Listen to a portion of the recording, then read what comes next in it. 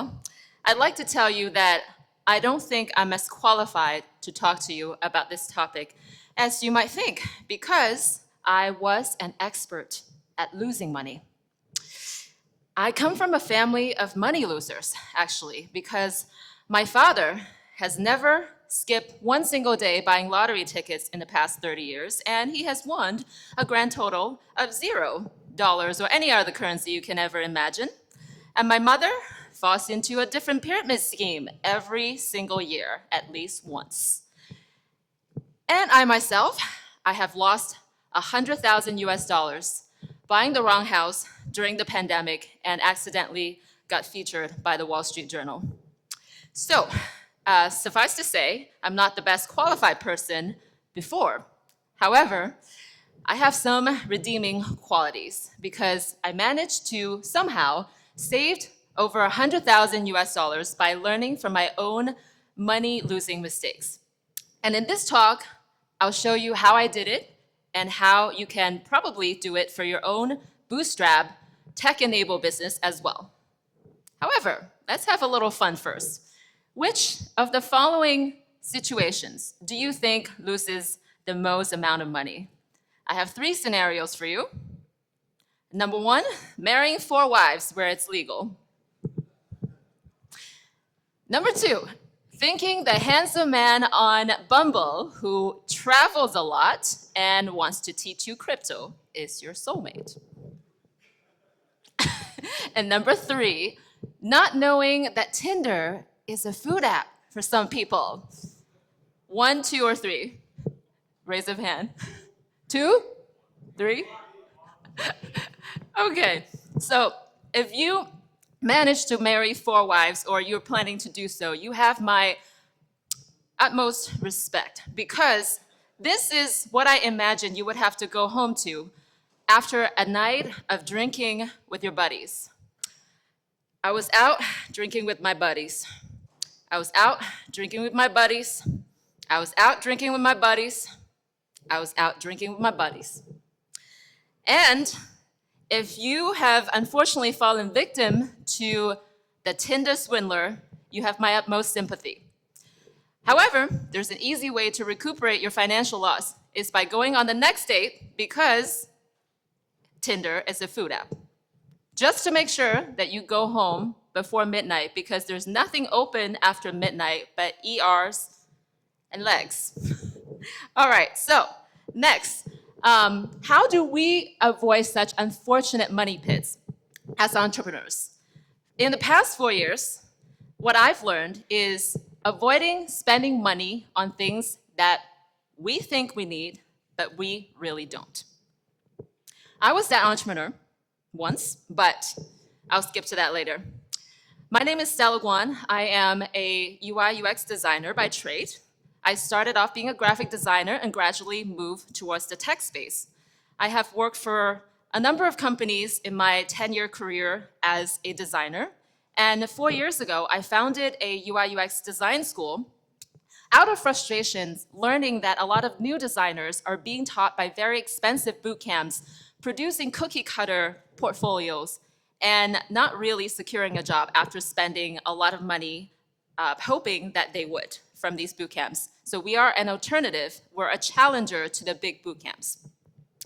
And this talk is for you if, 1, you have a tech-enabled business and you plan to bootstrap it, or you're already bootstrapping it, and you're considering saving on tech spending. And number 2, any bootstrap entrepreneurs who want to optimize their business spending. And first of all, you will learn what not to spend money on. And second of all, you will learn what to spend money on. And last but not least, how to spend it the wise way and safe. First of all, before we dive into this, there is a pre-qualifications that we need to go through before we could determine if this model works for our business. And the first question really is to ask yourself is your company, your business, your product a vitamin or a painkiller? So I learned this from an entrepreneurship accelerator program, and I think it makes really a lot of sense to first understand the nature of your product. Now, if your product is something like Amazon, Google Apps, Lyft, Uber, or a lot of these products that solves problems, fundamental problems for a large amount of people, your product is considered a painkiller. Anything else, if you have a product that improves existing solutions, make it better, whether you have a to-do list app, you have a cupcake shop, you have a law firm, that is considered nice to haves. You're still a legitimate business, but you are a vitamin. Okay, so after we determine if our business is a painkiller or a vitamin, then the next question we need to ask ourselves is, are we tech-enabled, tech, or low to no tech? First of all, if you're a tech-enabled company like my company, your core product offering is not the technology, but your business will fall apart if you do not have the technology. And number two, tech companies are self-explanatory. Your offering is the tech. For example, you have a SaaS company. You have any type of company that pretty much offers the tech for anybody else. And the third one, low to no tech company means if you have product services that will still kind of work, or it works most of the time, if you don't have any technology support. So why am I asking these two questions? First of all, you're more likely to fall into the bootstrap model if you have a tech-enabled business and a vitamin product, or your business is low to no tech. So this talk is right for you. However, if your product is tech only and you're not a tech person, unfortunately, funding is probably likely to be needed. Now, after we have these two clarities, I want to talk to you about my business, how we solved our 4 core challenges in the early stage of building our business, and how we save money eventually. So this is our website. This is my company, Path and Bound, is a UI UX design school. And one of the biggest challenges to establish the company is because we're 100% online business. We need a very robust and customized online learning management system to support our business. And the first way that I thought was, I need to dig into a competitor's system and see exactly how they do it, and we clone it. That was my way of thinking, very linear. So I did go into a competitor's system, and I was amazed by how streamlined everything looks. It looks amazing because they have a robust tech team, they're well-funded, they've been in business for 10 years already, and I was envious. So at first, what I tried to do was I tried to clone every step, every workflow of our competitor's tech workflow. Because I'm not a tech person, I'm a designer. First of all, what I try to do is I try to learn Bubble, which is one of the no-code app building platform. And well, unfortunately, that was not very successful. After spending months and months trying to tweak everything, we still didn't have a product that feels quite right. And I was extremely frustrated because we now are getting a lot of interest by initial marketing, and we have no system. So the second thing that we tried was we tried implementing WordPress, which is actually my specialty. WordPress is an amazing no-code platform that I already have 10 years of experience using as a power user. So I thought, okay, finally, we found everything. However, I keep getting stuck at a few key issues. The first one was, how do we create an assignment system that works for our workflow? So just to give you a little bit of a background, as a designer, you're supposed to get feedback iteratively from your mentor, from your instructor. You submit another round, you get feedback, you submit another round until your instructor can approve it. Most of the plugins that I can find on WordPress, namely a platform called LearnDash, does not have this workflow. So I got stuck at this one very issue for months. And I try to find every other platform. Nothing is working out for me until I took a step back and thought, wait a minute, there's already a very good off-the-shelf system already in place called Figma. If you are in the app or design or any industry related to this field, you probably have heard of it. It's a cloud-based design platform for designers. And I thought, why don't we just embed a form into our lessons and let students submit their Figma link and submit it to their instructors with a simple logic in the form submission that directs each student to their instructor's email. So that's exactly what we did. And that was very simple. And I could not believe that I spent months trying to clone our competitors' systems without thinking that the solution is right in front of our eyes. So this is our competitor's system. It looks amazing, customized. We thought we want something exactly like that, but we didn't need to. So the lesson learned here is, do not try to make everything perfect before you launch. If you can find something that works at least 70, 80% perfect, then do it, because you can always find a way to improve it later. Now, the second tech challenge that we encounter was somewhere along the lines of this linear way of thinking that stopped us from progressing sooner. It is our scheduling system. Now, many of you would say, why don't you just do Calendly? Yes, we could. However, we have a very specific workflow. The first roadblock that we encounter is, one, we need to keep track of how many sessions our students need to have with a specific instructor. And I scour through the internet, and no solution, including Calendly Enterprise Plan, can even let us do that, even if we pay. So that's number one. A number of sessions limited, and also tracking the billing in an automated way so that we can pay our instructor accordingly.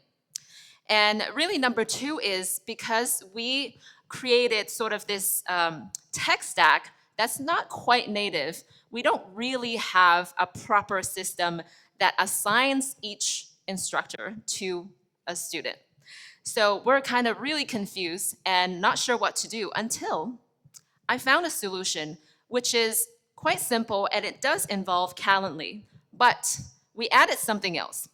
We added a user role-based content visibility plugin that makes everything work. So this plugin is free, or you can pay for a more powerful plugin, but we use the free one.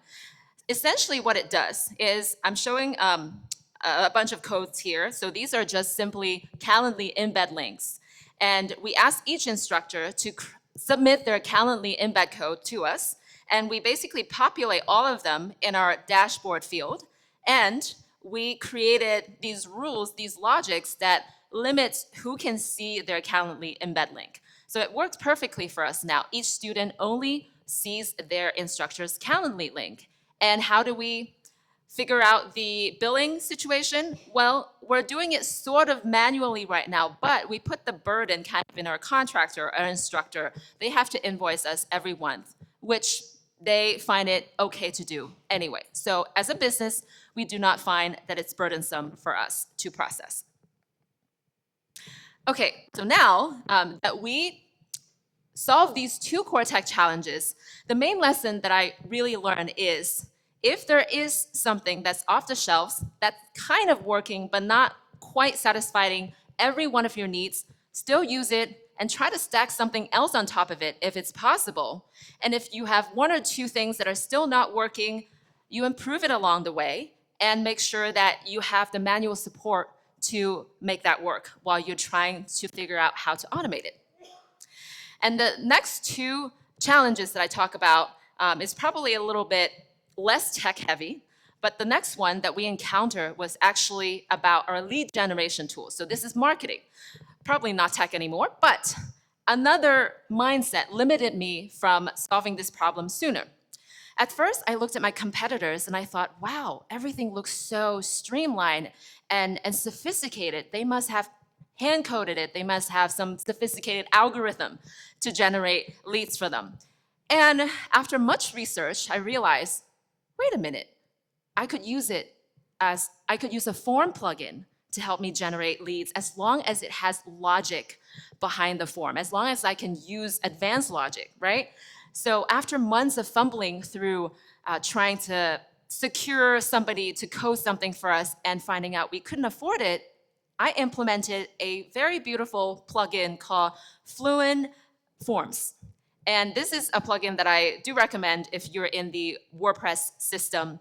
It is amazing because it has one price, lifetime license, a couple $100, and you can use it forever. And most of our business right now comes from this plugin. The vast majority of customers use our lead generation tools first. We talk to them in person, online, and they convert. And finally, I'd like to talk to you a little bit about another side of marketing, which is PR. So if you're running a business like mine, sometimes you will get approached by people who want to, for example, provide publicity for your company. And we've received a lot of co-reach emails, but one specifically caught my eyes. It was from Newsweek. So Newsweek is a pretty famous news media in the United States, and I was tempted because they said we could provide you with a full page of article for your company for $8,000. And I thought, wow, that might be a worthwhile spending, right? However, it was kind of steep for us at the time, so I didn't immediately go for it. Now, in the meantime, another company approached us. It's called Career Karma. And Career Karma is a lesser known media, but it is pretty well known in our industry to have a lot of reviews for boot camps for schools. So I thought it's a good idea to get listed by them. And they're offering a very competitive price of $1,000 instead. So we paid them. And guess what? We generated 0 leads, absolutely 0. And from this experience, I learned that if you're in an industry like ours, that you need to build authority, you need to build trust amongst your customers first, it is way better not to even pay attention to PR like this. It is better to focus most of your marketing energy in the early days to really ramp up your organic content to make sure that you build trust, you build thought leadership before you do any type of paid marketing like this. So to summarize, the lessons that I learned from my 4-year journey building a tech-enabled company was, at first, I thought we need the same exact tech flow as our more well-funded competitor, and that's a mistake because our core offering is not the tech.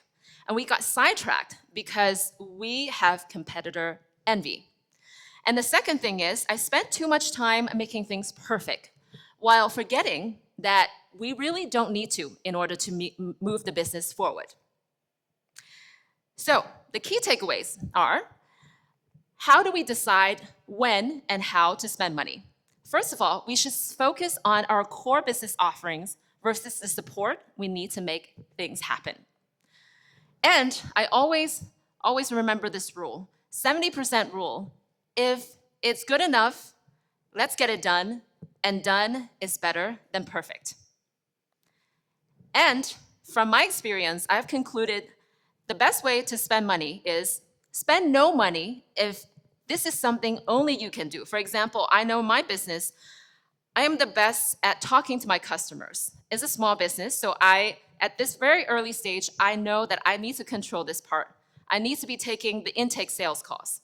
Everything else, I can delegate to someone else on my team, to a contractor. So make sure you understand which is the one thing that you cannot delegate to other people. Spend no money on that.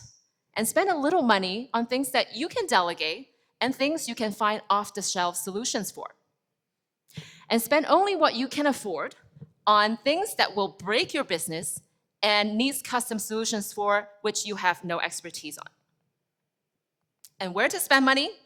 The number one lesson that I learned in the past couple of years is find out what your brand value is that is perceived by your customers. This is very important because I always thought it's what we think we are, is how we're perceived.